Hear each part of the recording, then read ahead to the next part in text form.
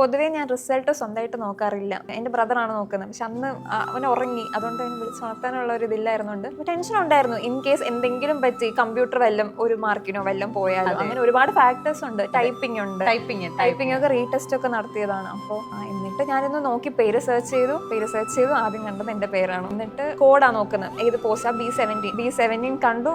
അപ്പൊ തന്നെ ഇറങ്ങി ഓടി താഴെ. എല്ലാവരും ഉറങ്ങുമായിരുന്നു, എല്ലാവരും വിളിച്ചുണർത്തി. എല്ലാവരും ഉറക്കത്തിലായിരുന്നു.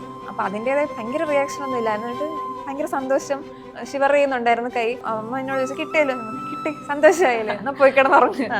അങ്ങനെ എന്നിട്ട് മോർണിംഗ് അന്ന് ഞാൻ ഉറങ്ങിയില്ല. അന്ന് എനിക്ക് തോന്നുന്നു എൻ്റെ ഫ്രണ്ട്സ് എല്ലാം 12-1 മണിയായി. ഫ്രണ്ട്സൊക്കെ വിളിക്കുന്നു, വീഡിയോ കോൾ ചെയ്യുന്നു. ഏതാണ്ട് ഒരു 3 മണി 4 മണി വരെ ഇങ്ങനെ ഫോണായിരുന്നു. എന്നിട്ട് 4 മണിയായപ്പോൾ കിടന്ന് ഉറങ്ങാം എന്നുള്ള രീതിയിൽ ഉറക്കം വരുന്നില്ല. പിറ്റേ ദിവസം പൊങ്കാലായിരുന്നു. അതേപോലെ എണീറ്റ് കുളിച്ച് പൊങ്കാലയ്ക്ക് പോയി. എന്നിട്ട് പിന്നെ അന്ന് മൊത്തം ഫോൺ കോൾസ് അങ്ങനെയൊക്കെ ആയി. ഇതിപ്പോൾ എൻ്റെ 3rd മെയിൻസ് ആണ്. അപ്പം എല്ലാ പ്രാവശ്യവും മെയിൻസ് എഴുതുമ്പം ഒരു കുഞ്ഞു മാർജിൻ, എനിക്കൊന്ന് ലാസ്റ്റ് മെയിൻസ് ഒക്കെ എനിക്ക് 7 മാർക്സ് അങ്ങനെയൊക്കെയാണ് പോയത്. നമ്മൾ കുറേ പഠിച്ചിട്ട് ഒരു എഫേർട്ട് ഇട്ടിട്ട് കിട്ടാതെ വരുമ്പം വിഷമം വരും. പക്ഷേ വീണ്ടും കൺസിസ്റ്റൻ്റ് ആയിട്ട് പഠിക്കുമ്പം അവസാനം റിസൾട്ട് കിട്ടും എന്നുള്ളൊരു ട്രസ്റ്റിലാണ് ഇതുവരെ പോയത്. കുറേ എൻ്റെ ഫാദറൊക്കെ ഗവൺമെൻറ് സർവീസിലാണ്. അപ്പം റിട്ടയർമെൻറ്റിന് മുന്നേ കെട്ടിച്ച് വിടാം എന്നൊക്കെ എല്ലാവരും പറയാറുണ്ട്. പക്ഷെ അതൊന്നും കേൾക്കാതെ എൻ്റെ ലൈഫിൻ്റെ കൺട്രോൾ എൻ്റെ കയ്യിലായിരിക്കണം, ആ ഒരു ഇത് വെച്ചിട്ടാണ് ഞാൻ മുന്നോട്ട് പോയത്. അപ്പോൾ വീട്ടുകാർ നല്ല സപ്പോർട്ടായിരുന്നു.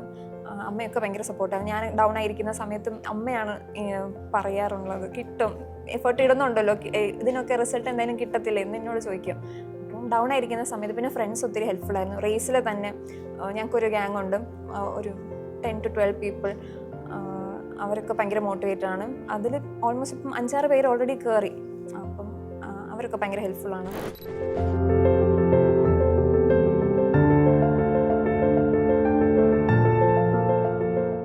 ഹായ്, എൻ്റെ പേര് സ്നേഹ. അപ്പം ഞാൻ ഇന്ന് മറ്റൊരു സക്സസ് സ്റ്റോറിയുമായിട്ടാണ് നിങ്ങളുടെ മുന്നിൽ എത്തിയിരിക്കുന്നത്. നമ്മുടെ വരാൻഡ റേസ് ട്രിവാൻഡ്രം ബ്രാഞ്ചിലെ സ്റ്റുഡൻ്റ് ആയിരുന്ന അപർണയാണ് ഇന്നത്തെ സക്സസ് സ്റ്റോറി നമ്മളുമായിട്ട് ഷെയർ ചെയ്യാൻ പോകുന്നത്. അപ്പം അപർണ ക്രാക്ക് ചെയ്ത എക്സാം, അതായത് കഴിഞ്ഞ വർഷം നടന്ന SSC CGL 2024 എക്സാമാണ് അപർണ ക്രാക്ക് ചെയ്തത്. എല്ലാവർക്കും ഡ്രീം പോസ്റ്റ് ആയിട്ടുള്ള പ്രിവെൻറ്റീവ് ഓഫീസർ എന്ന് പറയുന്ന ഒരു പോസ്റ്റാണ് അപർണ ക്രാക്ക് ചെയ്തത്. മറ്റൊരു പ്രത്യേകതയും കൂടെ ഉണ്ട്, അതായത് ലാസ്റ്റ് ഇയറിൽ പ്രിവെൻറ്റീവ് ഓഫീസറിൻ്റെ ആ പോസ്റ്റിലേക്ക് സെലക്ട് ചെയ്തിട്ടുള്ള ഒറ്റ ഒരു ഗേൾ ആസ്പിരൻ്റ് ആണ് അപർണ. അപ്പം hi Aparna, welcome to our show. Thank you. അപ്പം നമുക്ക് ആദ്യം തൊട്ട് അപർണയുടെ സെൽഫായിട്ടൊരു ചെറിയൊരു ഇൻട്രൊഡക്ഷൻ പറഞ്ഞു. ഞാൻ വരുന്നത് ട്രിവാൻഡ്രത്ത് നിന്നാണ്. എൻ്റെ വീട് കേശവാസപുരം അടുത്താണ്. എൻ്റെ ഫാമിലിയിൽ അച്ഛൻ, അമ്മ, ഒരു യങ്ങർ ബ്രദറുണ്ട്. അച്ഛൻ അസിസ്റ്റന്റ് കമ്മീഷണറാണ് ട്രിവാൻഡ്രം സിറ്റിയിൽ. അമ്മ ടീച്ചറാണ്, സെൻറ് മേരീസ് പട്ടം. യങ്ങർ ബ്രദറുണ്ട്, 12th പഠിക്കുന്നു, saint Thomas central school. Okay Aparna, അപ്പം ഇനിഷ്യലി ഈ ഒരു എക്സാമിനെ പറ്റി അധികം ആളുകൾക്ക് അവയർനെസ് ഇല്ലാത്ത ഒരു എക്സാമാണ് അല്ലേ? അപ്പം അപർണ എന്നാണ് ഈ എക്സാമിലോട്ട് തിരിയാം എന്നുള്ള ഒരു ഐഡിയ വന്നത്? എനിക്ക് ഒരു ഐഡിയ ഒരു 12th ഒക്കെ ആയപ്പോഴേ ഒരു ഐഡിയ ഉണ്ടായിരുന്നു, ഗവൺമെൻറ് സർവീസ്. കാരണം എൻ്റെ വീട്ടിലായാലും റിലേറ്റീവ്സ് ആയാലും എല്ലാം ഗവൺമെൻറ് സർവൻസ് ആണ്. അപ്പോൾ ഒരു സെൻട്രൽ ഗവൺമെൻറ് ജോലി എന്നുള്ളത് പണ്ടേ ഡ്രീമായിരുന്നു. പിന്നെ 12th ഒക്കെ കഴിഞ്ഞപ്പോഴേ എൻജിനീയറിങ് അങ്ങനെ പോയി ഒരു പ്രൈവറ്റ് ഫേമിലേക്ക് കയറുന്നതിനെക്കാട്ടിലും എന്തെങ്കിലും ഒരു ഡിഗ്രി എടുത്ത് സിവിൽ സർവീസോ അങ്ങനെ ഒരു ഇതിലേക്ക് അമ്മ തന്നെ ഒന്ന് സ്ട്രീം ലൈൻ ചെയ്ത് വിട്ടിട്ടുണ്ടായിരുന്നു. അപ്പം അതൊരു അഡ്വാൻറ്റേജ് ആയിരുന്നു. പിന്നെ ഗ്രാജുവേഷൻ കഴിഞ്ഞു, കോച്ചിങ്ങിന് വന്നു, PGക്ക് ഒന്നും പോയില്ല. ഡയറക്റ്റ് റേസ് ആയിരുന്നു ട്രിവാൻഡ്രത്ത്. ഓക്കെ. അപ്പം അപർണ, മറ്റൊരു കാര്യം, ഇപ്പം സെൻട്രൽ ഗവൺമെന്റ് ജോബ് എന്ന് പറഞ്ഞു. അപ്പം നമ്മളുടെ ഒരു സൊസൈറ്റിയിൽ ഒത്തിരി ജോബ് ഉണ്ട് അല്ലേ? UPSC ഉണ്ട്, മറ്റേ CDSന്റെ എക്സാം ഉണ്ട്, SSC ഉണ്ട്. അപ്പോൾ വൈ SSC? അതെന്താണ് ഒരു മെയിൻ ആയിട്ടൊരു ചോയ്സ് ആയത്?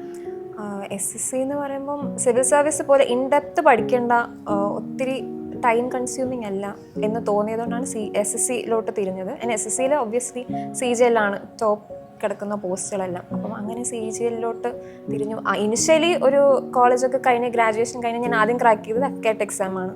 AFCAT എഴുതി ഇൻ്റർവ്യൂവിനൊക്കെ പോയി കോൺഫറൻസ് ഔട്ടായി അങ്ങനെയൊക്കെ നിന്നിട്ട് പിന്നെ ഞാൻ കണ്ടിന്യൂസ് ആയിട്ട് ഒരു 23 മെയ് ഒക്കെ ആയപ്പം CGLന് വേണ്ടി പ്രിപ്പയർ ചെയ്യാൻ തുടങ്ങി. അന്ന് തുടങ്ങിയൊരു ജേർണിയാണ് ഇപ്പോൾ ഇവിടെ എൻഡ് ചെയ്തത്. ഓക്കെ.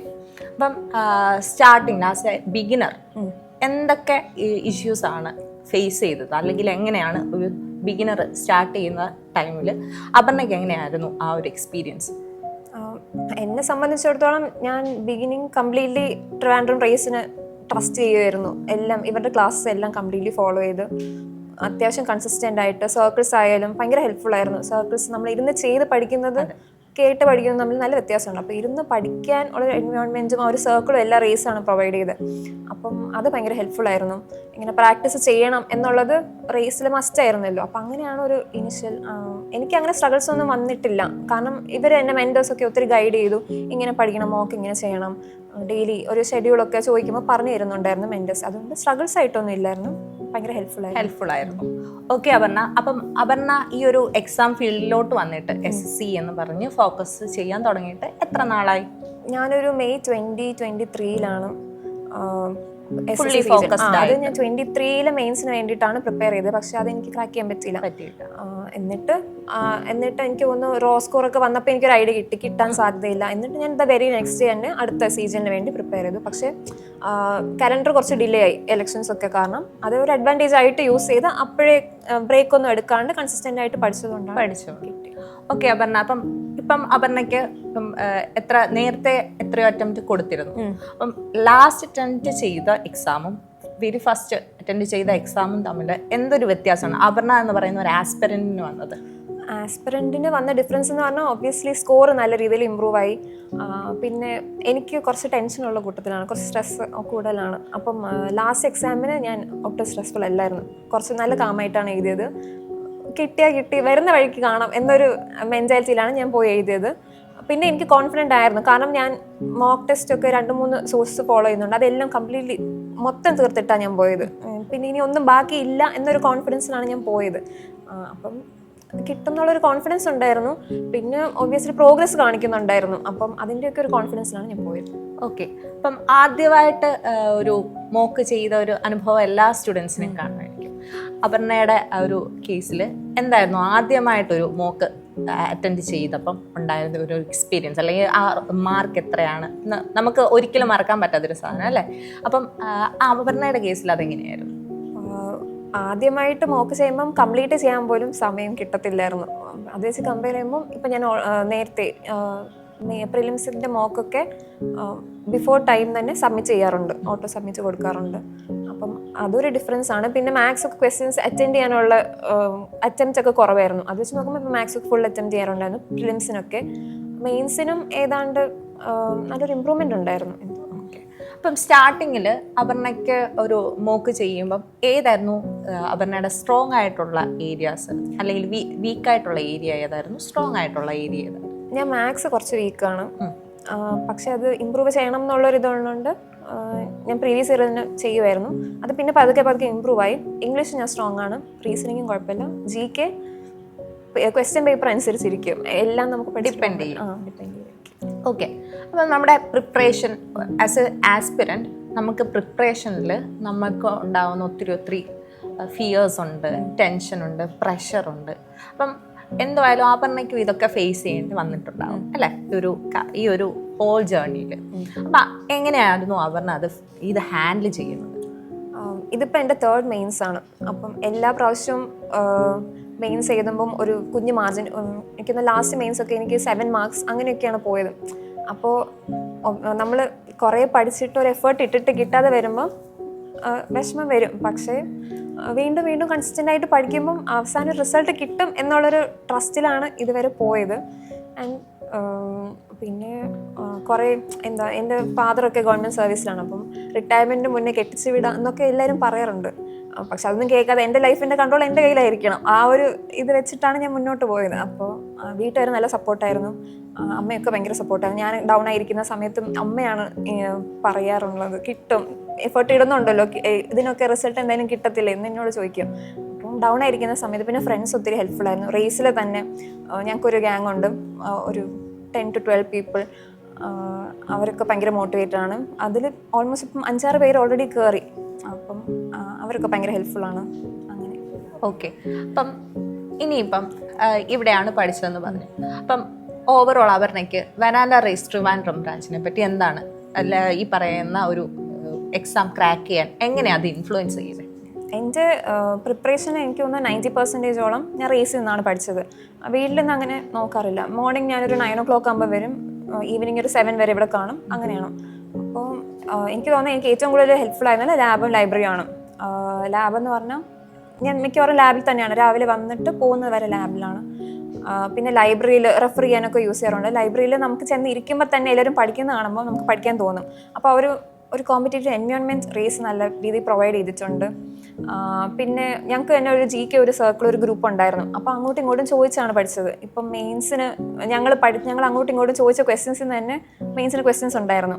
അപ്പം അതൊക്കെ എനിക്കൊന്ന് റേസിൽ വന്നില്ലായിരുന്നെങ്കിൽ ഇതൊന്നും കിട്ടത്തില്ലായിരുന്നു, ഇത്രയും ഒരു സ്കോറൊന്നും അച്ചീവ് ചെയ്യാൻ പറ്റുമെന്ന് തോന്നുന്നു. അപ്പം ഓക്കെ, അപ്പം മറ്റൊരു പ്രധാനപ്പെട്ട ഒരു കാര്യം എന്ന് പറഞ്ഞാൽ ഇനിഷ്യൽ ടൈമിൽ അപർണ നമ്മളെല്ലാവരും അപർണയെ പോലെ എല്ലാ ആസ്പിരൻസും ചെയ്യുന്ന ഒരു കാര്യം, ഒരു പെർട്ടിക്കുലർ ടൈം ടേബിളൊക്കെ സെറ്റ് ചെയ്ത് അങ്ങനെയായിരുന്നു ആ ഇനിഷ്യൽ ടൈമിലും അപർണയുടെ ആ ടൈമിൽ എങ്ങനെയായിരുന്നു ഹാബിറ്റ്സ്? അതായത് ഇത്ര നേരം പഠിക്കണം, ടൈം ബേസ്ഡ് ആയിരുന്നോ അല്ലെങ്കിൽ ടോപ്പിക് ബേസ്ഡ് ആയിരുന്നോ നമ്മളുടെ ഹാബിറ്റ്സ്? അപർണ എങ്ങനെയായിരുന്നു ഫോളോ ചെയ്തിരുന്നത്? ടൈം ബേസ്ഡ് അല്ല, പക്ഷെ എനിക്കൊരു സെറ്റ് ടൈം ടേബിൾ ഉണ്ടായിരുന്നു. രാവിലെ ഞാൻ 5 മണിക്ക് എണീക്കും, മോർണിംഗ് സെഷൻ മൊത്തം ഇംഗ്ലീഷ് കൊടുക്കും, അത് കഴിഞ്ഞ് 9 o'clock ആകുമ്പോൾ റേസ് വരും. എന്നിട്ട് രാവിലത്തെ സെഷൻ മോക്ക് എടുക്കും, അനാലിസിസ് ചെയ്യും.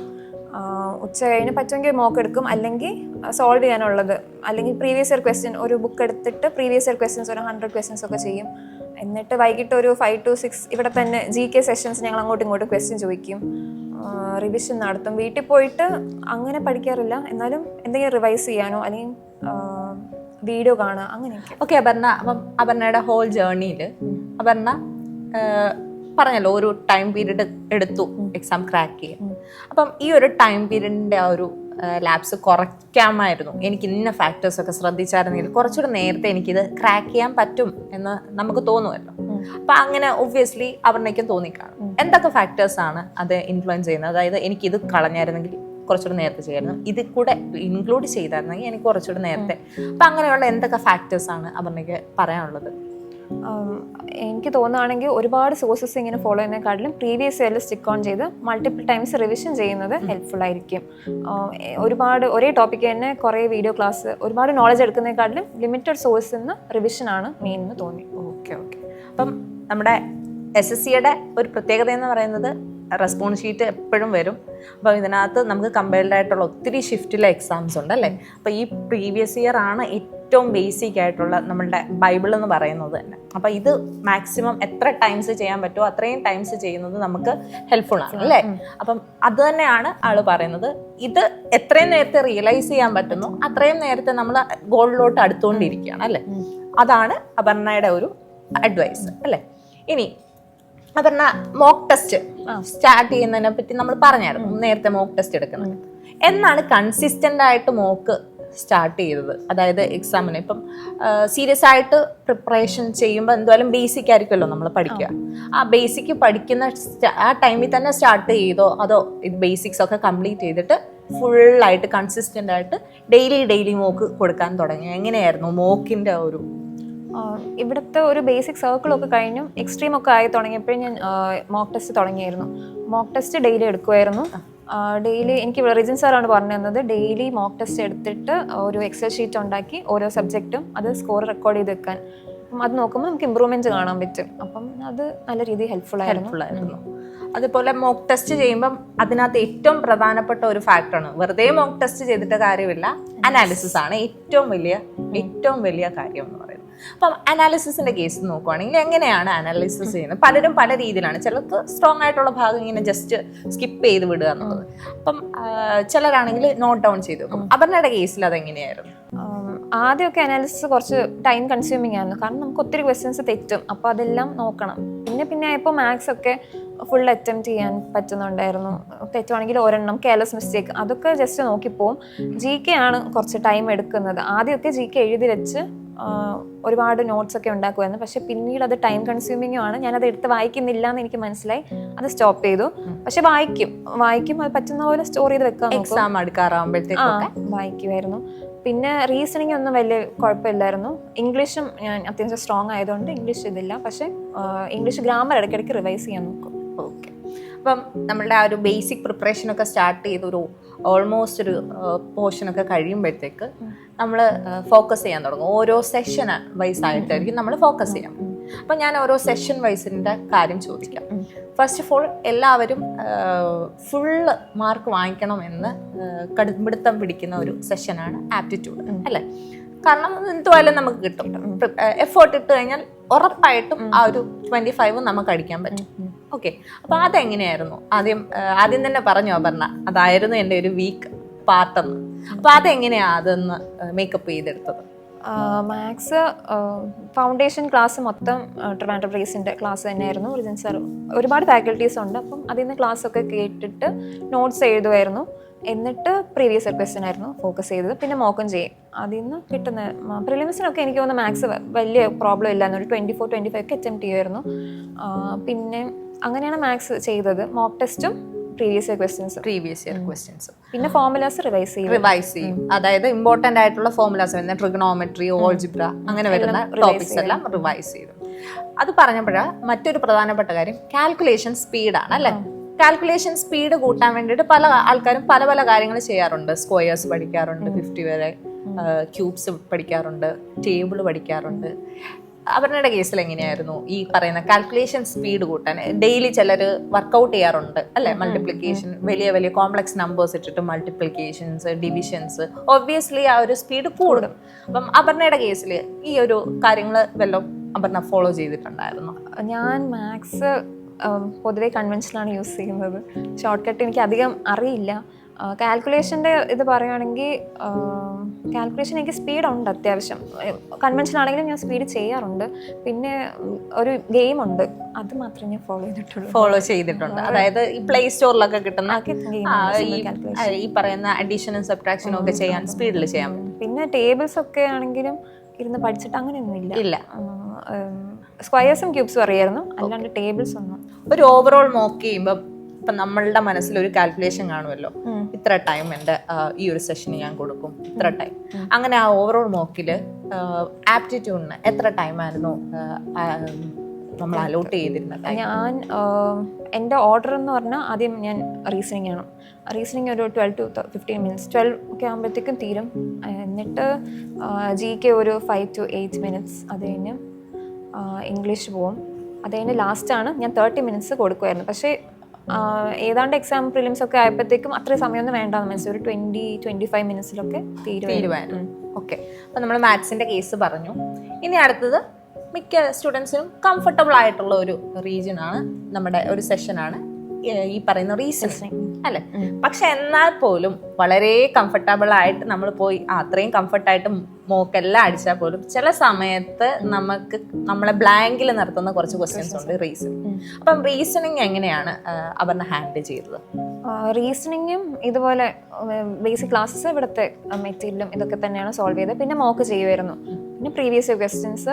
പിന്നെ ഇടയ്ക്ക് ഞങ്ങൾക്ക് ഒത്തിരി ഗ്യാപ്പ് ഉണ്ടായിരുന്നു ലാസ്റ്റ് എക്സാമും ഈ എക്സാമും തമ്മിൽ. അപ്പോൾ ഞാൻ ബാങ്കിങ്ങിന്റെ ഇവിടുത്തെ മെറ്റീരിയൽ തന്നെ മേടിച്ച് വെച്ചിട്ട് ചെയ്യുമായിരുന്നു. ബാങ്ക് ആകുമ്പോഴത്തേക്ക് കുറച്ചുകൂടെ ക്വസ്റ്റ്യൻസ് വരും. പിന്നെ മെയിൻസ് നോക്കുകയാണെങ്കിൽ ക്രിട്ടിക്കൽ റീസണിങ് ഉണ്ട്, അതും ഇവിടുത്തെ ബാങ്കിങ്ങിന്റെ സ്റ്റുഡൻസിന്റെ മേടിച്ച് ചെയ്യാറാണ്. അതെ, മെയിൻസ് പ്രിലിംസ് തമ്മിൽ നല്ല വ്യത്യാസമുണ്ട് റീസണിങ്ങിന്റെ കേസിൽ വരുമ്പോഴത്തേക്ക്. അതായത് ചില ടോപ്പിക്സ് ഇതിനകത്ത് അഡീഷണൽ ആയിട്ട് വരുന്നു, അത് കുറച്ച് ടഫാണ് അല്ലേ മെയിൻസിലോട്ട് വരുമ്പോഴത്തേക്ക്. നേരത്തെ ചോദിക്കാൻ വിട്ടുപോയ ഒരു കാര്യമുണ്ട്. മെയിൻസിനും പ്രിലിംസിനും വേണ്ടിയിട്ട് സെപ്പറേറ്റ് ആയിട്ട് വല്ലതും ആണോ? അതായത് മെയിൻസിന് വേണ്ടിയിട്ടും പ്രിലിംസിന് ഒരു പ്രിപ്പറേഷൻ, മെയിൻസിന് സെപ്പറേറ്റ് ഒരു പ്രിപ്പറേഷൻ. ടൈമിന് എന്തുവായാലും വ്യത്യാസമുണ്ട് എക്സാമിന്, എങ്കിൽ കൂടിയും പ്രിപ്പറേഷൻ, അതായത് ആ ഒരു ടോപ്പിക്കിന് വേണ്ടിയിട്ടുള്ള പ്രിപ്പറേഷൻ അങ്ങനെ വ്യത്യാസം വരേണ്ടി വന്നു. ആകെ ഈ റീസണിങ്ങിനും വ്യത്യാസം ഉണ്ടാകും ടോപ്പിക് വൈസ്, ബാക്കിയുള്ളതിന് എന്തെങ്കിലും വ്യത്യാസം ഉണ്ടായില്ല? ഇല്ല, എക്സ്ട്രാ ടോപ്പിക്സ് ഉണ്ടെന്നേ ഉള്ളൂ മെയിൻസിന്. ഇപ്പം മാത്സ് നോക്കുകയാണെങ്കിൽ പ്രോബബിലിറ്റി അങ്ങനെ 2-3 ടോപ്പിക്സ് ഉണ്ട്. സ്റ്റാറ്റിസ്റ്റിക്സ് നോക്കണം. റീസണിങ് ആണെങ്കിലും ക്രിട്ടിക്കൽ റീസണിങ്, ഈ ടോപ്പിക്സ് കവർ ചെയ്തേ ഉള്ളൂ, അല്ലാതെ സ്ട്രാറ്റജിയിലൊന്നും വ്യത്യാസം വന്നിട്ടില്ല. ഇനി അടുത്തതായിട്ട് ഇംഗ്ലീഷ്. അപർണ പറഞ്ഞു അപർണയ്ക്ക് വളരെ കംഫർട്ടബിൾ ആയിട്ടുള്ള സ്ട്രോങ് ആയിട്ടുള്ള ഒരു സെഷനാണ് ഇംഗ്ലീഷ് എന്ന് പറഞ്ഞു. അപ്പൊ ഇംഗ്ലീഷിന് എന്തെങ്കിലും സ്പെഷ്യൽ ആയിട്ട് എന്തെങ്കിലും പ്രത്യേകിച്ച് ചെയ്യേണ്ടി വന്നിട്ടുണ്ടോ?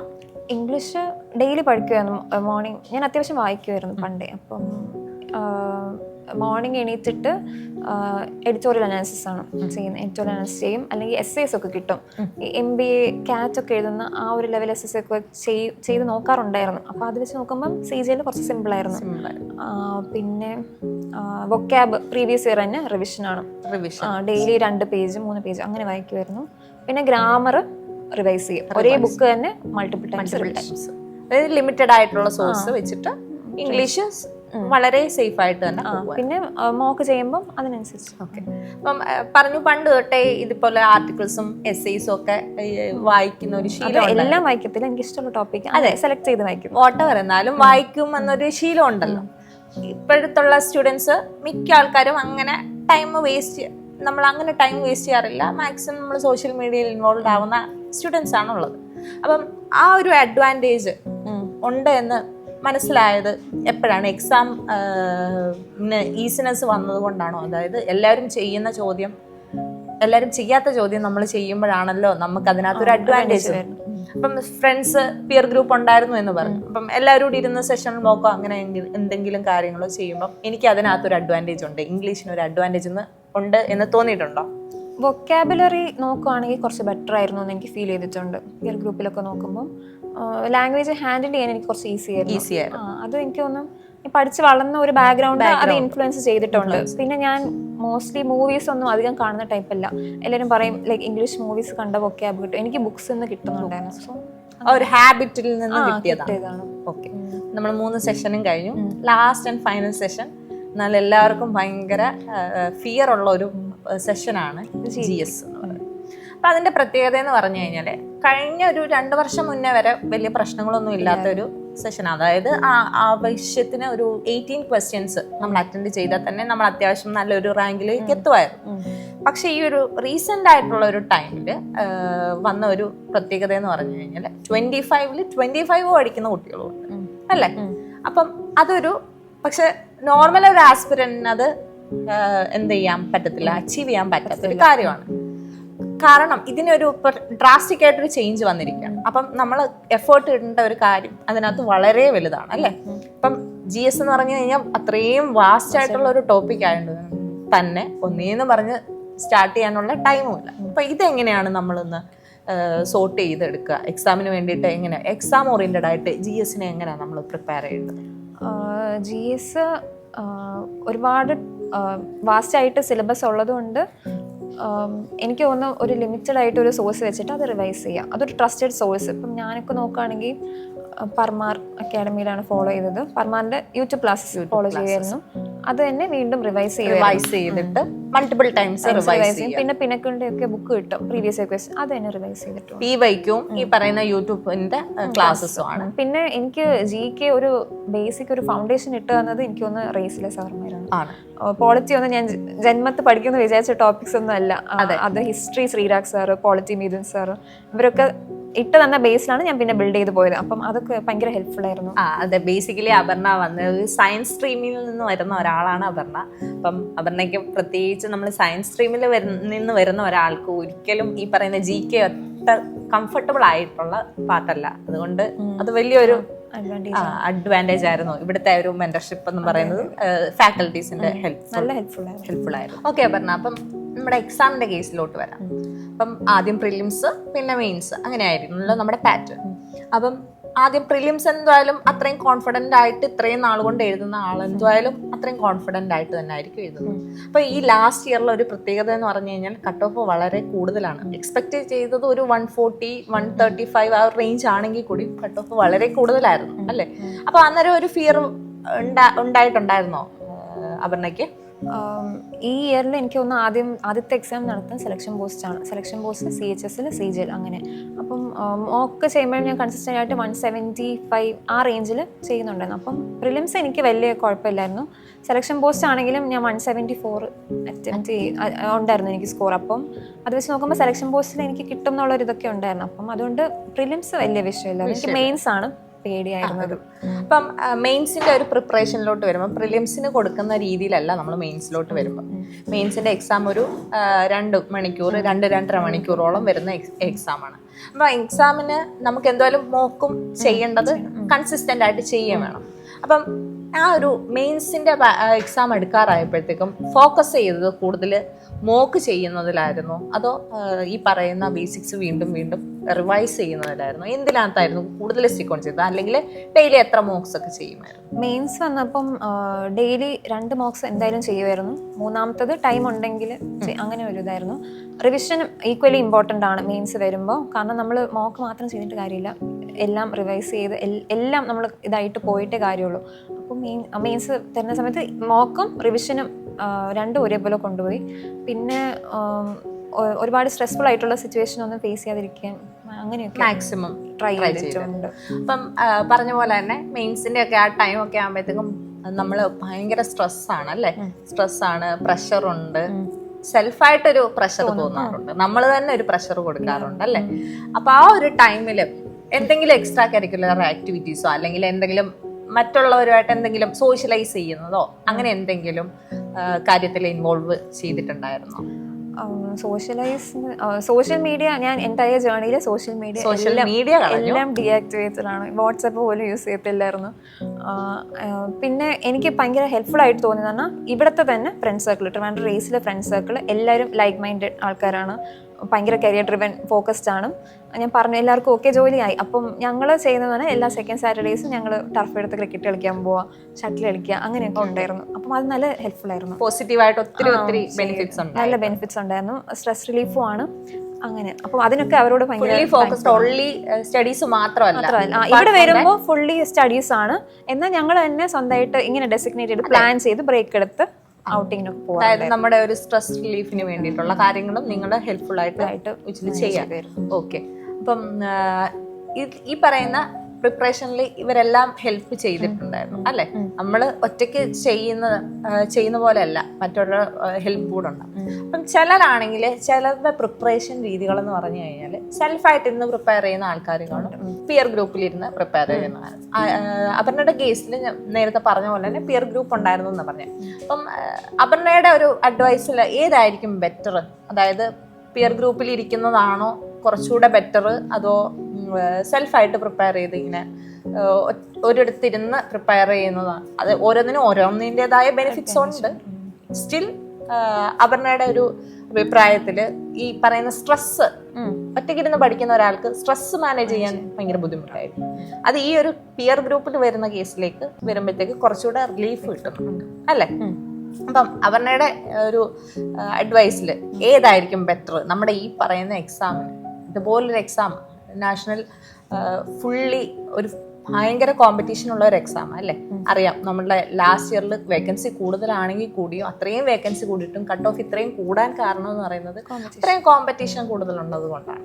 അപ്പം ഏതാണ് ഒരു ബെറ്റർ അപർണയുടെ ഒരു ഇതില്? അത് ഡിപ്പെൻസ് ആണ് ഓരോ പേഴ്സണാലിറ്റി വെച്ചിട്ട്. 23-ൽ ഞാൻ സോളോ ആയിട്ടാണ് ഇരുന്ന് പഠിച്ചത്. അത് വെച്ച് പിന്നീടാണ് ഞാൻ ഈ ഗ്രൂപ്പിലേക്കൊക്കെ വന്നത്. എനിക്കൊന്ന് GK ഒക്കെ അങ്ങോട്ടും ഇങ്ങോട്ടും ചോദിച്ച് പഠിക്കാൻ ഹെൽപ്ഫുള്ളായി. കാരണം എനിക്ക് ഓർമ്മ നിൽക്കും. എനിക്ക് കേൾക്കുമ്പം കേട്ട കാര്യം ഓർമ്മ നിൽക്കുന്നതുകൊണ്ട് അത് ഹെൽപ്ഫുൾ ആയിരുന്നു. മാത്സ് ഒക്കെ എനിക്കറിയില്ല ഒരുമിച്ചിരുന്ന് ചെയ്താൽ എത്രത്തോളം ഹെൽപ്ഫുൾ ആവുമെന്ന്. GK ഒക്കെ ഹെൽപ്ഫുൾ ആയിരുന്നു ഗ്രൂപ്പ്. ഓക്കെ. അപ്പം അപർണയുടെ പ്രിലിംസിന്റെ മാർക്ക് എത്രയായിരുന്നു സ്കോർ? പ്രിലിംസിന് എനിക്ക് 165. റോ സ്കോർ ആണോ normalised score? Normalised score. Okay. അപ്പം മെയിൻസിന്റെ സ്കോർ എത്രയായിരുന്നു? മെയിൻസിന് എനിക്ക് 353.7. 353 പോയിന്റ്. അത് വലിയൊരു മാർക്കാണ്. അതായത് നമുക്കറിയാം മെയിൻസിന്റെ എക്സാമിന് മോക്ക് ചെയ്യുമ്പോഴേ അറിയാം അല്ലേ, ഒരു ക്വസ്റ്റ്യൻ തെറ്റിപ്പോയാൽ തന്നെ വലിയൊരു മാർജിനാണ് നമുക്ക് അവിടെ നെഗറ്റീവ് പോകുന്നത്. അപ്പം അത്രയും ഫോക്കസ്ഡ് ആയിട്ട് ചെയ്യണം, അത്രയും നെഗറ്റീവ് വരാതെ അല്ലെ, ആക്യുറസി ആണ് അവിടെ മെയിൻ ആയിട്ട് വരുന്നത്. ആക്യുറസി ഉള്ളത് കൊണ്ടാണ് ഇത്രയും നല്ലൊരു സ്കോർ കിട്ടുന്നത്, അല്ലെങ്കിൽ ഒരിക്കലും കിട്ടത്തില്ല അല്ലെ. അപ്പം ഒബ്വിയസ്ലി ആ ഒരു എക്സാം ഡേ എടുക്കുന്ന ദിവസം, അതായത് മെയിൻസ് ആണല്ലോ നമ്മുടെ മെയിൻ ആയിട്ടുള്ള ഇനിയുള്ള കടമ്പ എന്ന് പറയുന്നത്. അപ്പം മെയിൻസിന്റെ എക്സാമിന് ഒരു 2-3 ഡേയ്സ് എന്തായാലും നമ്മൾക്ക് ഭയങ്കര പ്രഷർ ആയിരിക്കുമല്ലോ ഉണ്ടാകുക. അതെങ്ങനെയാണ് അപർണ ഹാൻഡിൽ ചെയ്തത്? പ്രീവിയസ് ഡേ ഒക്കെ അത്യാവശ്യം നല്ല ടെൻഷൻ ഉണ്ടായിരുന്നു. ഉറക്കമൊന്നും നേരെ ആവത്തില്ല, പക്ഷെ കുഴപ്പമില്ല, ഹാൻഡിൽ ചെയ്യാൻ പറ്റുന്ന ഒരിതായിരുന്നു. പിന്നെ സ്വന്തമായിട്ട് തന്നെ പറഞ്ഞ് മനസ്സിലാക്കാൻ ശ്രമിച്ചു. ടെൻഷൻ അടിച്ചിട്ട് കാര്യമില്ല, ഉള്ളതുകൂടെ പോത്തേ ഉള്ളൂ എന്ന് മനസ്സിലാക്കി. കമ്പാരിറ്റീവ്ലി ലാസ്റ്റ് ഇയറിനെ വെച്ച് നോക്കുമ്പോൾ ഞാൻ കുറച്ചുകൂടെ സ്ട്രെസ് ഫ്രീ ആയിട്ടാണ് പോയി എഴുതിയത്. അപ്പം പിന്നെ ഫ്രണ്ട്സ് എല്ലാം ഭയങ്കര മോട്ടിവേറ്റഡ് ആണ്. എല്ലാവരും പ്രീവിയസ് ഡേ വിളിക്കും, ടെൻഷൻ അടിക്കരുത്, ഇങ്ങനെ എഴുതണം, കിട്ടും, നിന്നെ കൊണ്ട് പറ്റും എന്നൊക്കെ ഭയങ്കര മോട്ടിവേറ്റ് ചെയ്യുമായിരുന്നു. അതൊക്കെ ഹെൽപ്ഫുൾ ആയിരുന്നു. അതായത് ഒരു പ്യുവർ ആയിട്ടുള്ള ഒരു സപ്പോർട്ടിംഗ് സിസ്റ്റം ഉള്ളത് കൊണ്ട് നമുക്ക് കുറച്ചുകൂടി ഈസി ആയിരുന്നു. വീട്ടിലായാലും എല്ലാം ഒക്കെ നോക്കിയും കണ്ടും എല്ലാം വിടുന്നത്, നമ്മൾ അതനുസരിച്ച് അവര് പ്രിപ്പയർ ചെയ്യുമായിരുന്നു. ഓക്കെ. അപ്പം എക്സാം ഡേയില് ആ ഹോളില് ചെന്നിരിക്കുമ്പോൾ നമുക്കൊരു ഫീൽ ഉണ്ടല്ലോ, അതായത് നമ്മൾ എത്ര എന്തൊക്കെ പഠിച്ചെന്ന് പറഞ്ഞാലും നമ്മുടെ സിസ്റ്റത്തിന്റെ ഫേസ് ടു ഫേസ് ഇരിക്കുമ്പോൾ നമുക്ക് ഉണ്ടാവുന്ന ഒരു മാനസികാവസ്ഥയുണ്ട്. അതാണ് ഡിസൈഡ് ചെയ്യുന്നത് സത്യത്തിൽ. നമുക്ക് എന്തറിയാം അറിയത്തില്ല എന്നുള്ളതിനേക്കാളും ഉപരി ഡിസൈഡ് ചെയ്യുന്നത് ആ ഒരു സമയത്ത് നമ്മൾ എങ്ങനെ ആ ഒരു ഇത് ഹാൻഡിൽ ചെയ്യുന്നു, ക്വസ്റ്റ്യനെ എങ്ങനെ അപ്രോച്ച് ചെയ്യുന്നു എന്നുള്ളത് അല്ലെ. ഇപ്പൊ നമ്മളൊരു ക്വസ്റ്റ്യൻ കണ്ടാലും അതിന് ഒത്തിരി മെത്തേഡ്സ് ഉണ്ടെങ്കിലും റൈറ്റ് ആയിട്ടുള്ള ഒരു മെത്തേഡ് അല്ല ചൂസ് ചെയ്യുന്നെങ്കിൽ അവിടെ പോയി അല്ലെ. അപ്പൊ ആ ഒരു എക്സ്പീരിയൻസ് ഒക്കെ എങ്ങനെയായിരുന്നു? എക്സാം 18th ഫസ്റ്റ് ഷിഫ്റ്റ് ആയിരുന്നു എൻ്റെ എക്സാം. അപ്പം ഒരു ഐഡിയ ഇല്ലാതെ പോയി എഴുതുന്ന ഒരു എക്സാമാണ്. എന്നിട്ട് ആദ്യം കയറിയിരുന്നു, എല്ലാം ചെക്കിംഗ് ഒക്കെ ചെയ്ത് കയറിയിരുന്നു. കുറച്ച് ടെൻഷനുണ്ട്, പിന്നെ ബ്രീത്ത് ഔട്ട് അങ്ങനെ ചെറിയൊരു എക്സസൈസ് ഒക്കെ ചെയ്തിട്ട് അറ്റംപ്റ്റ് ചെയ്തു. ഞാൻ ആദ്യം മാത്സ് റീസണിങ് ആണ് ചെയ്തത്. റീസണിങ് കുഴപ്പമില്ലായിരുന്നു, എല്ലാ ക്വസ്റ്റ്യൻസും അറ്റംപ്റ്റ് ചെയ്തു. ഒരു ക്വസ്റ്റ്യൻ വിട്ടു തോന്നുന്നു, അതൊഴിച്ച് ബാക്കി ഫുൾ എനിക്ക് മാർക്ക് ഉണ്ടായിരുന്നു.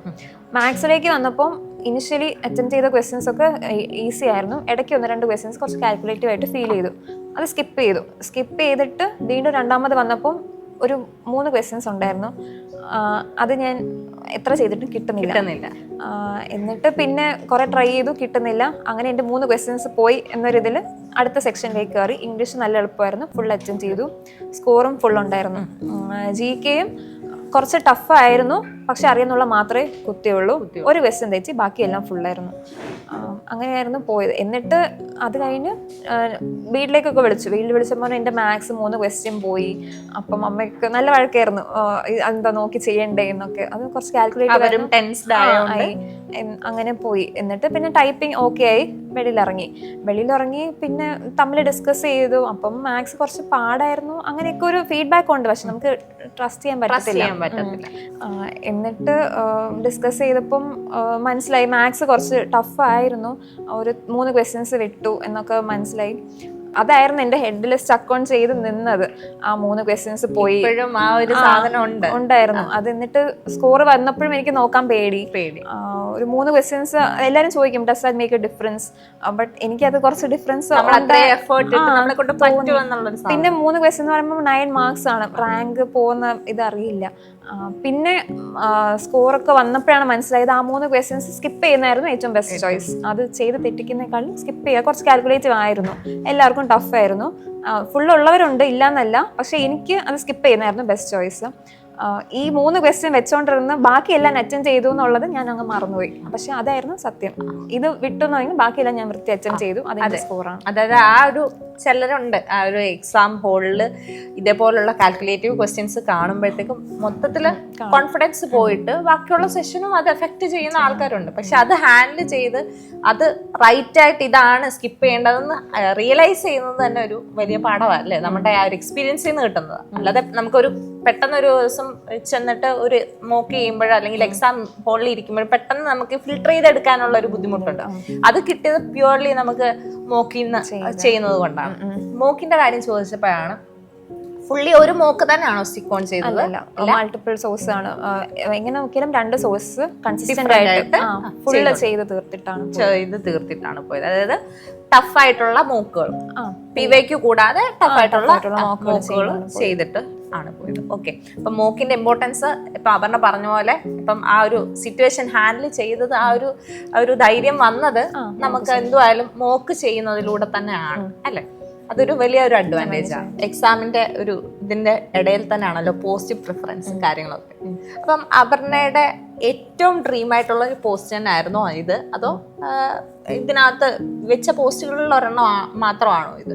അല്ല, എന്റെ ഫസ്റ്റ് പ്രിഫറൻസ് ആയിരുന്നു പ്രിവന്റീവ് ഓഫീസർ എന്നായിരുന്നു ഫസ്റ്റ് പ്രിഫറൻസ്. സ്കോറിൽ ഞാൻ അത്യാവശ്യം കുറച്ച് പേരോട് ചോദിച്ചു എങ്ങനെയാണ് വർക്ക് പ്രൊഫൈലൊക്കെ. അപ്പം പറഞ്ഞു സ്കോർ വെച്ചിട്ട് ഇൻകം ടാക്സ് കിട്ടുമല്ലോ എന്നാണ് കുറേ പേര് എനിക്ക് ഇങ്ങോട്ട് ഫീഡ്ബാക്ക് ആണ്. ഞാൻ ഇൻകം ടാക്സ് എനിക്ക് വേണ്ട, എനിക്കിതായിരുന്നു ഡ്രീം പോസ്റ്റ്. യൂണിഫോം പോസ്റ്റ് ആണെന്ന് വെച്ചാണ്, എന്നാൽ കംപ്ലീറ്റ്ലി യൂണിഫോം പോസ്റ്റ് അല്ല. പിന്നെ ഒരു സോഷ്യൽ റെസ്പെക്റ്റ്, പിന്നെ കസ്റ്റംസ് എന്ന് പറയുമ്പോഴേ എല്ലാവർക്കും ഒരു ക്യൂരിയോസിറ്റിയാണ്, എനിക്കും അങ്ങനെയാണ്. അപ്പം അതിനെക്കുറിച്ച് ഡീപ്പായിട്ട് അറിയാനും ഒരു താല്പര്യം കൊണ്ടാണ് ഞാൻ കസ്റ്റംസ് അത്ര ഇഷ്ടപ്പെട്ട് ചെയ്യുന്നത്. അപ്പൊ അവരുടെ ഇനി ഒരു നല്ല ഒത്തിരി പോസ്റ്റുകൾ ഇതിന് മുകളിലും ഉണ്ട്. ഇത് മോശം എന്നല്ല പറയുന്നത്, വലിയ പോസ്റ്റുകളുണ്ട്. അപ്പൊ അതിന് വേണ്ടിയിട്ട് പ്രിപ്പയർ ചെയ്യാൻ ആഗ്രഹമുണ്ടോ? എങ്ങനെയാണ് ഇനി ഇവിടെ വെച്ച് സ്റ്റോപ്പ് ചെയ്യണം? കാരണം ഡ്രീം ആയിട്ടുള്ള ഒരു ജോബാണ് അച്ചീവ് ചെയ്തിട്ട് ക്രാക്ക് ചെയ്ത് കിട്ടിയത്. അപ്പൊ ഇതിന് മുകളിലോട്ട് അടുത്ത വേറെ പോസ്റ്റ് ചെയ്യണമെന്ന് ആഗ്രഹമുണ്ടോ ഇപ്പം കറന്റ്ലി CJ-ല് ഞാൻ പ്രിപ്പറേഷൻ നിർത്തി. അതായത് ഒരു റെസ്റ്റ് പ്രിപ്പറേഷൻ സിവിൽ സർവീസ് ഒക്കെ എഴുതണമെങ്കിൽ എഴുതാം, പക്ഷെ എനിക്ക് വലിയ താല്പര്യമില്ല. ഉള്ള ഒരു ഡ്രീം നമ്മൾ അച്ചീവ് ചെയ്തു എന്നുള്ള ഒരു സാറ്റിസ്ഫാക്ഷൻ ഉണ്ട്.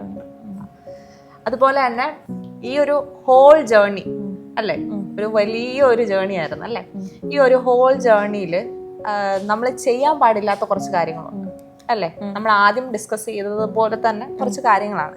ഈ ഒരു ഹോൾ ജേർണിയിൽ ചെയ്യാൻ പാടില്ലാത്ത കുറച്ച് കാര്യങ്ങൾ നമ്മൾക്ക് അതായത് കുട്ടികൾക്ക് ഇപ്പം വരുന്ന ബിഗിനേഴ്സിന് പറഞ്ഞു കൊടുത്തു കഴിഞ്ഞാൽ അത് വളരെ യൂസ്ഫുൾ ആയിരിക്കും. അങ്ങനെ അവർക്ക് തോന്നിയ എന്തൊക്കെയാണ് ചെയ്യാൻ പാടില്ലാത്തത് ഹോൾ ജേർണിയിൽ? അതായത് ഞാൻ ഒരു പ്രിപ്പറേഷന്റെ സ്റ്റാർട്ടിങ് ടൈമിലല്ല ഞാൻ ചോദിച്ചത്, ഹോൾ ജേർണിയിൽ എന്തൊക്കെ പാടില്ല, എന്തൊക്കെ ആകാം എന്നുള്ളത്. ഫസ്റ്റ് ഞാൻ പറയുന്ന സോഷ്യൽ മീഡിയ ഓവറായിട്ട് യൂസ് ചെയ്യരുത്, പക്ഷെ യൂസ് ചെയ്യുന്നതുകൊണ്ട് കുഴപ്പമില്ല, നല്ല രീതിയിൽ പോസിറ്റീവായിട്ട്.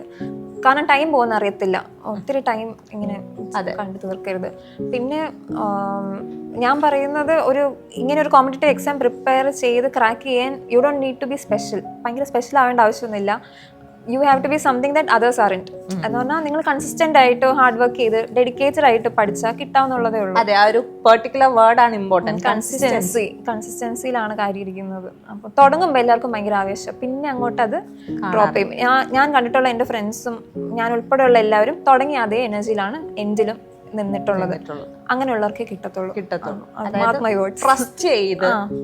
കൺസിസ്റ്റന്റ് ആയിട്ട് നിൽക്കുക. തുടങ്ങുമ്പോൾ ഉള്ളതുപോലെ അല്ല എൻഡ് ചെയ്യുന്നുണ്ടെങ്കിൽ കിട്ടത്തില്ല. പിന്നെ വേറൊരു ഒരു അഡ്വൈസ് ഞാൻ ചോദിക്കുകയാണെങ്കിൽ, നമ്മളുടെ പാസ് ഔട്ട് ആയ സ്റ്റുഡൻസ് ഉണ്ട്. ചിലര് PG കഴിഞ്ഞവർ കാണും, ചിലര് ഡിഗ്രി കഴിഞ്ഞവർ കാണും. ഇവർ ഫ്രഷേഴ്സ് ആയിട്ടാണ് വരുന്നത്. അപ്പൊ ഈ വരുന്ന ടൈമിൽ തന്നെ ഇവിടെ അവർ കോമ്പീറ്റ് ചെയ്യുന്നത് വർഷങ്ങളോളം പ്രിപ്പയർ ചെയ്യുന്ന ആൾക്കാരുമായിട്ട്.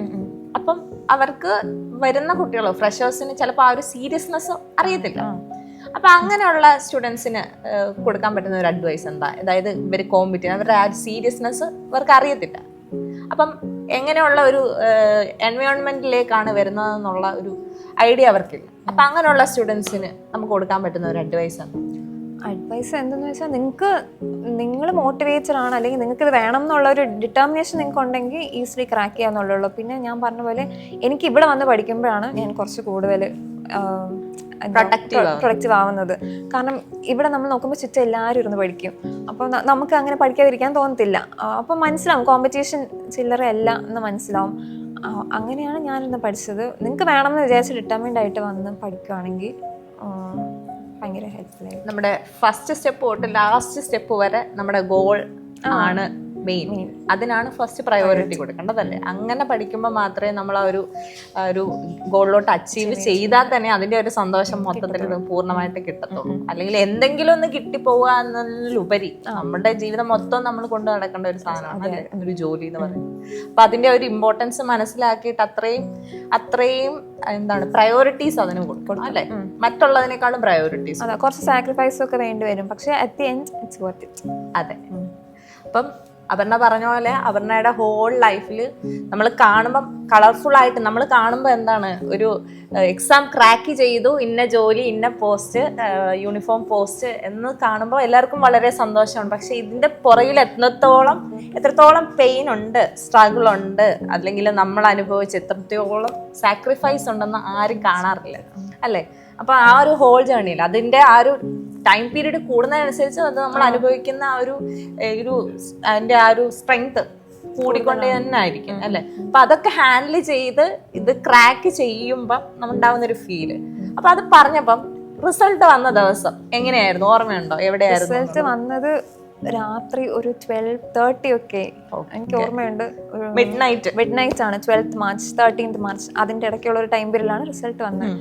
ഭയങ്കര അൺഎക്സ്പെക്റ്റഡ് ആയിട്ട് വന്നതാണ്. കാരണം MTS ഓൾറെഡി അന്ന് വന്നു. അപ്പം വരില്ല ഫോണൊക്കെ ഓഫ് ചെയ്ത് കിടന്നു ഞാൻ. ചെക്ക് ചെയ്യാറുണ്ടല്ലേ? ഏതാണ്ട് ഒരു 1 വീക്ക് ആയിട്ട് എനിക്ക് ഉറക്കമില്ല. കാരണം റിസൾട്ട് ഇന്ന് വരും നാളെ വരും എന്നൊക്കെ പറഞ്ഞ്. പിന്നെ സ്കോർ നോക്കിയപ്പോ നമുക്കറിയാം ഇങ്ങനെ എന്തായാലും പ്ലേസ്ഡ് ആവും. അപ്പം ഒരു എക്സൈറ്റ്മെന്റ് ഉണ്ട്, ടെൻഷൻ ഉണ്ട്, ഇത്രയും ആഗ്രഹിച്ചിട്ട് കിട്ടിയില്ലെങ്കിലോ എന്നൊക്കെ. അങ്ങനെ ഒരു ഇതായിട്ട് ഒരാഴ്ച കൊണ്ട് ഉറക്കമില്ല. ഇത് പോസ്റ്റ് കിട്ടുമെന്നുള്ള ഒരു എക്സൈറ്റ്മെന്റ് ഉണ്ട്. അപ്പൊ ഇങ്ങനെ ഉറങ്ങാതിരുന്ന് എന്നും നോക്കും. അപ്പം അന്ന് നോക്കി, എന്നിട്ട് പിന്നെ MTS വന്നോണ്ട് ഇല്ല കിട്ടില്ല, ഇന്ന് വരത്തില്ല എന്നുള്ളത് വെച്ചിട്ട് അടച്ചു വെച്ച് കിടന്നു. പക്ഷെ ഉറക്കം വരുന്നില്ല. ഉറക്കം വരുന്ന ഭയങ്കര റാൻഡമായിട്ട് ഫോൺ എടുത്ത് വെച്ച് നെറ്റ് ഓൺ ചെയ്ത് നോക്കിയപ്പോൾ ഇങ്ങനെ വന്ന് കിടക്കുന്നു. എന്നിട്ട് ഭയങ്കര പ്ലെയിൻ ആയിരുന്നു ആ മൊമെന്റ്. എനിക്ക് സ്പെസിഫിക് ആയിട്ട് അറിയേണ്ടത് ആ ഒരു ടൈമിൽ എന്തായിരുന്നു പെട്ടെന്ന് ഉണ്ടായ ആ ഒരു, നമുക്ക് ചില കാര്യങ്ങൾ, ചില ഇൻസിഡന്റ് പെട്ടെന്ന് നമ്മൾ എക്സ്പെക്ട് ചെയ്യാതെ പെട്ടെന്ന് വരുന്ന ഒരു സാധനത്തിന് നമ്മൾ ചില റിയാക്ഷൻസ് ആണ്. ചിലർ ഷിവർ ചെയ്യും. അപർണയുടെ കേസിൽ അത് എന്തായിരുന്നു? പൊതുവേ ഞാൻ റിസൾട്ട് സ്വന്തമായിട്ട് നോക്കാറില്ല. എൻ്റെ ബ്രദറാണ് നോക്കുന്നത്. പക്ഷെ അന്ന് അവൻ ഉറങ്ങി, അതുകൊണ്ട് അവന് വിളിച്ചുണർത്താനുള്ള ഒരു ഇതില്ലായിരുന്നുകൊണ്ട് ഞാൻ തന്നെ ഭയങ്കര കാമായിട്ട് അത് നോക്കാമെന്നുള്ളൊരിത് നോക്കി. എന്തായാലും പ്ലേസ്ഡ് ആണെന്ന് അറിയാവുന്നതുകൊണ്ട് നോക്കി. എന്നിട്ട് ടെൻഷൻ ഉണ്ടായിരുന്നു, ഇൻ കേസ് എന്തെങ്കിലും പറ്റി, കമ്പ്യൂട്ടർ വല്ലതും ഒരു മാർക്കിനോ വല്ലതും പോയാലോ. അങ്ങനെ ഒരുപാട് ഫാക്ടേഴ്സ് ഉണ്ട്. ടൈപ്പിംഗ് ഒക്കെ റീടെസ്റ്റ് ഒക്കെ നടത്തിയതാണ്. അപ്പോൾ എന്നിട്ട് ഞാനിന്ന് നോക്കി പേര് സെർച്ച് ചെയ്തു. ആദ്യം കണ്ടത് എൻ്റെ പേരാണ്. എന്നിട്ട് നോക്കി, എന്നിട്ട് കോഡാ നോക്കുന്നത്, ഏത് പോസ്റ്റാ, B17. നമ്മുടെ ഡ്രീം അച്ചീവ് ചെയ്തോ എന്ന്. B17 കണ്ടു. അപ്പൊ തന്നെ ഇറങ്ങി ഓടി താഴെ. എല്ലാവരും ഉറങ്ങുമായിരുന്നു, എല്ലാവരെയും വിളിച്ചുണർത്തി. എല്ലാവരും ഉറക്കത്തിലായിരുന്നു. അപ്പൊ അതിൻ്റെതായ ഭയങ്കര റിയാക്ഷൻ ഒന്നും ഇല്ലായിരുന്നു. എന്നിട്ട് ഭയങ്കര സന്തോഷം, ഷിവർ ചെയ്യുന്നുണ്ടായിരുന്നു കൈ. എന്നിട്ട് കിട്ടിയല്ലോ, അമ്മ എന്നോട് ചോദിച്ചു കിട്ടിയല്ലോ, കിട്ടി, സന്തോഷമായില്ലേ, എന്നാ പോയി കിടന്നുറങ്ങി. അങ്ങനെ. എന്നിട്ട് മോർണിംഗ് അന്ന് ഞാൻ ഉറങ്ങിയില്ല. അന്ന് എനിക്ക് തോന്നുന്നു എൻ്റെ ഫ്രണ്ട്സ് എല്ലാം 12-1 മണിയായി. ഫ്രണ്ട്സൊക്കെ വിളിക്കുന്നു, വീഡിയോ കോൾ ചെയ്യുന്നു. ഏതാണ്ട് ഒരു 3 മണി 4 മണി വരെ ഇങ്ങനെ ഫോണായിരുന്നു. എന്നിട്ട് 4 മണിയായപ്പോൾ കയറി കിടന്ന് ഉറങ്ങാം എന്നുള്ള രീതിയിൽ ഉറക്കം വരുന്നില്ല. പിറ്റേ ദിവസം പൊങ്കാലായിരുന്നു.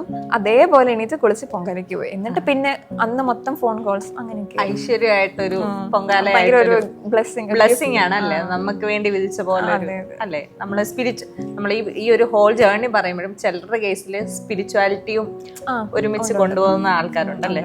അതും നമ്മളെ ഒത്തിരി ഹെൽപ്ഫുൾ ആണ്, പോസിറ്റീവ് ആയിട്ടുള്ളത് അല്ലേ. അപ്പൊ അതൊരു ബ്ലെസ്സിങ് ആയിരുന്നു അല്ലേ അപർണയുടെ കേസില്. അപ്പം ഇതൊക്കെയാണ് അപർണയുടെ ഹോൾ ജേർണി എന്ന് പറയുന്നത് അല്ലേ. അത്രയും ഒരു എഫേർട്ടിന് അവസാനം ഫൈനലായിട്ട് ഒരു റിസൾട്ട് കിട്ടിയപ്പോൾ ഉണ്ടായ ഒരു ഫീല് വല്ലാത്തൊരു ഫീലാണ് അല്ലേ.